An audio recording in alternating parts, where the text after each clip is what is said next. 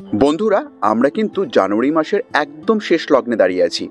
এখন থেকে কিন্তু আমাদের জবা ফুল গাছের পরিচর্যা আমাদেরকে শুরু করে দিতে হবে। এতদিন যে কয়টা জবা ফুলের ভিডিও আমি তোমাদের সামনে প্রেজেন্ট করেছি, সেগুলোতে আমি তোমাদেরকে দেখিয়েছি যে আমাদের বাগানের হাইব্রিড জবা ফুল গাছগুলোর পরিচর্যা কিভাবে করব। কারণ শীতকালে শুধুমাত্র হাইব্রিড জবা ফুলের পরিচর্যা যদি আমরা করি, তবে কিন্তু বাগানে আমরা ভর্তি ভর্তি ফুল দেখতে পারবো।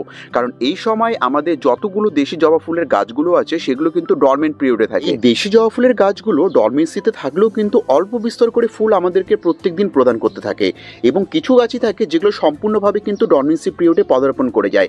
এখন থেকে যদি আমরা এই দেশি ফুলের গাছগুলোকে যদি পরিচর্যা করা শুরু করে দিই, তাহলে কিন্তু এই গাছগুলো আগামী 1-2 মাস পর কিন্তু প্রচুর পরিমাণে আমাদেরকে ফুল প্রদান করতে শুরু করে দেবে। আজকের ভিডিওতে আমি শুধু তোমাদেরকে ঘরোয়া টিপস দেব, এবং সেই সঙ্গে কিন্তু এই যে আমার হাতে দেখতে পাচ্ছ খাবারটা, এটাও কিন্তু সম্পূর্ণ ঘরোয়া।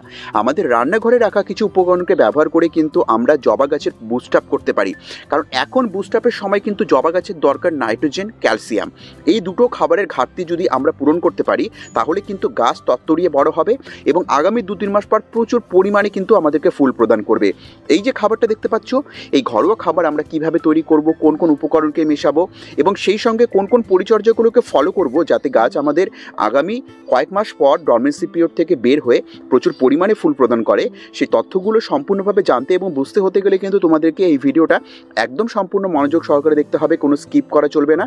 এবং যে সকল নতুন দর্শক বন্ধুরা আজ পিকাস গার্ডেনিংয়ে প্রথমবার এসেছো, তারা অবশ্যই চ্যানেলটিকে সাবস্ক্রাইব করবে এবং পাশে দেওয়া বেল আইকনটি অলে প্রেস করে নেবে।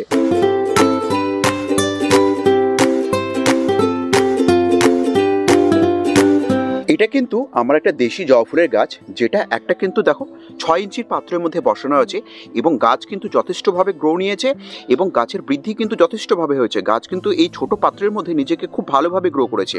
তো এই সময় এই গাছকে ডরমেন্সি পিরিয়ড থেকে যখন বেরোবে, যখন এই গ্রোথ নেওয়া শুরু করবে, এই গ্রোথ নেওয়ার জন্য প্রথম যে স্টেপটা আমাদেরকে মাথায় রাখতে হবে, সেটা হচ্ছে এই যে জবা ফুলের গাছটা রয়েছে, এই গাছটাকে আমরা কিন্তু এই সময় দাঁড়িয়ে এখন কোনো ধরনের ফুল নেব না। এই যে দেখতে পাচ্ছ প্রত্যেকটা কুড়ি আছে, এই ফুলগুলো কিন্তু নেব না, কারণ এখন কিন্তু এই গাছের গ্রোয়িং পিরিয়ড। যদি এই গাছকে আমরা এখন গ্রোয়িং করি, তাহলে কি হবে, এই গাছ কিন্তু আগামী 2 মাস 3 মাস পর যখন মার্চ এপ্রিল এই মাসগুলো আসবে, তখন কিন্তু ভরে ভরে ফুল প্রদান করবে। তাই প্রথম কাজ আমরা কি করব, যতগুলো অতিরিক্ত বেশি ডাল আমরা দেখতে পাচ্ছি, সেই ডালগুলোকে এই সময় না, আমরা আর মোটামুটি 2 থেকে 3 সপ্তাহ পর কিন্তু গাছটাকে হার্ড প্রুনিং করে দেবো। দ্বিতীয় স্টেপ কি ফলো করব, জবা গাছে যখনই তোমরা শীতের পরপর হার্ড প্রুনিং করবে, তখন অবশ্যই প্রত্যেকটা প্রুনিং এরিয়া, এই যে ডালটা যদি আমরা প্রুন করি, এই প্রুনিং এরিয়াতে কিন্তু অবশ্যই যেখান থেকে তোমরা কাট করবে, এই যে ডালটা যদি তোমরা এখান থেকে কাট করো, তাহলে অবশ্যই কিন্তু এই জায়গাটাতে ফাঙ্গিসাইড লাগিয়ে দেবে। না হলে কিন্তু জবা ফুলে ডাইব্যাক হওয়ার সমস্যাটা শুরু হয়ে যায়। কারণ অনেক দিন গাছ কিন্তু ডরমেন্ট পিরিয়ডে ছিল, প্রায় 2-3 মাস ডরমেন্ট পিরিয়ডে কাটানোর পর কিন্তু সে আবার গ্রোয়িং নিতে শুরু করবে। তাই চেষ্টা করবে প্রত্যেকটা কাটিং এরিয়াতে কিন্তু তোমরা একটা করে ফাঙ্গিসাইড প্রলেপ লাগিয়ে দেবে, গাছ কিন্তু সুস্থ থাকবে তোমাদের। তৃতীয় স্টেপে আমরা দেখব, আমরা যদি গাছকে ক্লোজ থেকে দেখি, দেখতে পাবো কিন্তু গাছের মধ্যে সবুজ ভাবটা নেই। কারণ ডরমেন্সি পিরিয়ডে থাকার সময় কি হয়, গাছে ক্লোরোফিলের সংখ্যা কিন্তু কমতে থাকে এবং গাছ কিন্তু ঝিমিয়ে থাকে। সেই সঙ্গে হয় কি, পাতার মধ্যে একটা হলদে ভাব চলে আসে। এই যে দেখতে পাচ্ছ পাতার মধ্যে একটা হলদে হলদে ভাব, এবং এই হলদে ভাবই কিন্তু ধীরে ধীরে কি করে, পুরো পাতাটাকে কিন্তু এইভাবে হলুদ করে দিয়ে ড্রপ করে দেয়। এই যে সমস্যাটা, এটা মূলত কিন্তু আমরা সব থেকে বেশি দেখতে পাই এই ডরমেন্সি টাইমে। এটা কিন্তু গাছের ন্যাচারাল একটা সমস্যা, এবং জবা গাছের বিশেষত এটা কিন্তু খুব ন্যাচারাল সমস্যা। এই সমস্যা থেকে গাছকে বের করার জন্য আমাদেরকে কি করতে হবে, গাছে ভরপুর পরিমাণে নাইট্রোজেন, তার সঙ্গে কিন্তু ক্যালসিয়াম মিক্স খাবার আমাদেরকে প্রয়োগ করতে হবে। চতুর্থ স্টেপে আমাদেরকে যেটা ফলো করতে হবে, এই যে ডরমেন্সি পিরিয়ডে যখন গাছ থাকে, সেই সময়টাতে আমরা কি করব, 10 থেকে 15 দিন অন্তর অন্তর কিন্তু আমরা এই টবের মাটিটাকে ভালো করে খুঁচিয়ে নেব। না হলে হয় কি, বহুদিন এই মাটি একভাবে থাকার ফলে কিন্তু মাটি দলা বেঁধে যায়, এবং জবা ফুল গাছের টবের মাটি যদি বেশি পরিমাণ দলা বেঁধে থাকে, তাহলে হবে কি, এই মাটির মধ্যে কিন্তু অক্সিজেন সঞ্চালন কিন্তু ভালোভাবে হবে না, যার জন্য কিন্তু শিকড়ের গ্রোথ ভালো থাকবে না।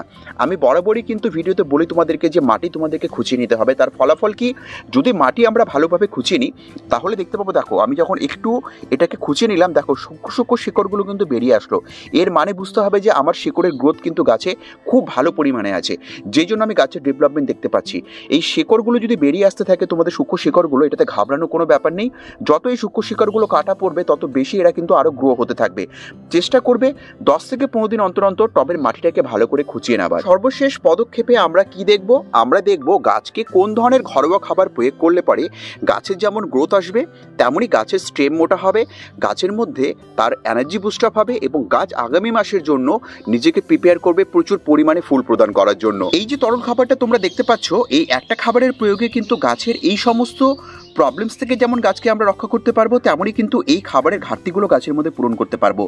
এই তরলটা তৈরি করতে যে দুটো উপাদানের আমার প্রয়োজন হয়েছে, সেটা হচ্ছে এক হচ্ছে লেবু বা মাল্টা জাতীয় ফলের এই যে খোসাগুলো থাকে, যেগুলোকে আমরা খেয়ে নেবার পর ফেলে দিই, এই খোসাগুলোকে না ফেলে এটাকে আমরা যদি 24 ঘন্টার জন্য জলের মধ্যে ডুবিয়ে রাখি এবং সেই সঙ্গে এই জলের মধ্যে যদি 1 চা চামচ এই 1 লিটার জলে আমরা যদি চা পাতাকে মিশিয়ে নিই, তাহলে এই দুটোর সমন্বয়ে যে তরল খাবারটা আমাদের কাছে তৈরি হবে, এই খাবারের মধ্যে গাছ যে উপাদানগুলো পাবে সেটা ভরপুর পরিমাণে নাইট্রোজেন এবং তার সঙ্গে সামান্য পরিমাণে কিন্তু ক্যালসিয়াম। এবং এই নাইট্রোজেন কি করবে, আমাদের এই যে টবের মধ্যে জবা ফুলের গাছগুলো রয়েছে এর মধ্যে ক্লোরোফিলের সংখ্যা বাড়াতে সাহায্য করবে, গাছের মধ্যে বুস্ট আপ নিয়ে আসবে, গাছের নতুন নতুন ব্রাঞ্চ আনতে সাহায্য করবে এবং সর্বোপরি কী হবে, আমাদের এই গাছটা কিন্তু সবুজ থাকবে, গাছ কিন্তু কখনোই কিন্তু আমাদের ফ্যাকাশে হলুদ হয়ে পড়বে না। এবং দ্বিতীয়ত এর মধ্যে যে এই খোসাগুলো দেখতে পাচ্ছ, এই কিন্তু গাছকে ক্যালসিয়াম সরবরাহ করবে স্বল্প মাত্রায় এবং সেই সঙ্গে কী করবে, এই টবের মাটিটাকে কিন্তু অ্যাসিডিক করতে সাহায্য করবে, যার জন্য কিন্তু গাছে ফুলের সংখ্যা বৃদ্ধি পাবে। প্রতি 10 থেকে 15 দিনে যদি এই তরল খাবারটা আমরা এই গ্রোয়িং টাইমে যদি গাছকে প্রয়োগ করি, যখন আমরা ডরমেন্সি থেকে গাছকে বের করতেছি, তাহলে কিন্তু আমাদের গাছের মধ্যে আর এই হলুদ পাতার সমস্যা থাকবে না, গাছের মধ্যে ক্লোরোফিলের ঘাটতি হবে না এবং সর্বোপরি আমাদের গাছ কিন্তু নিজেকে গ্রো করবে। সেই গাছের মধ্যে আমরা প্রচুর পরিমাণে কিন্তু যেমন সবুজ ভাব দেখতে পাবো, তেমনই কিন্তু এই গাছের প্রত্যেকটা পাতার মধ্যে কখনো ক্লোরোফিলের ঘাটতি হবে না, এই গাছের পাতা হলুদ হবে না, এই গাছের কুড়ি ড্রপ হবে না এবং আমরা এই ঘরোয়া খাবার প্রয়োগ করেই কিন্তু গাছের মধ্যে প্রচুর প্রচুর কুড়ি আনতে সক্ষম হব। তো বন্ধুরা দেখলে, দুটো রান্নাঘর থেকে সংগ্রহ করা ঘরোয়া উপাদান দিয়ে আমরা কিন্তু একটা ইম্পর্টেন্ট তরল খাবার তৈরি করে নিতে পারি, যখন আমরা ডরমেন্সি পিরিয়ড থেকে প্রত্যেকটা দেশি ফুল জবা গাছকে বের করার চেষ্টা করছি।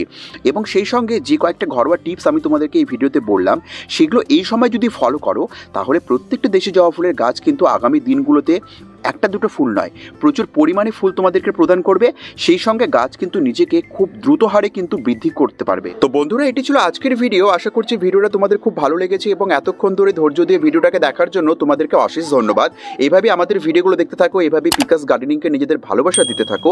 দেখাবে পরবর্তী ভিডিওতে এরকম আরও নানান ইনফরমেশন নিয়ে, এরকম আরও নানান গুরুত্বপূর্ণ টিপস এবং ট্রিক্স নিয়ে। কিন্তু ততক্ষণের জন্য আমার প্রত্যেকটা দর্শক বন্ধুকে আমি এখানেই জানাচ্ছি আজকের মতো নমস্কার।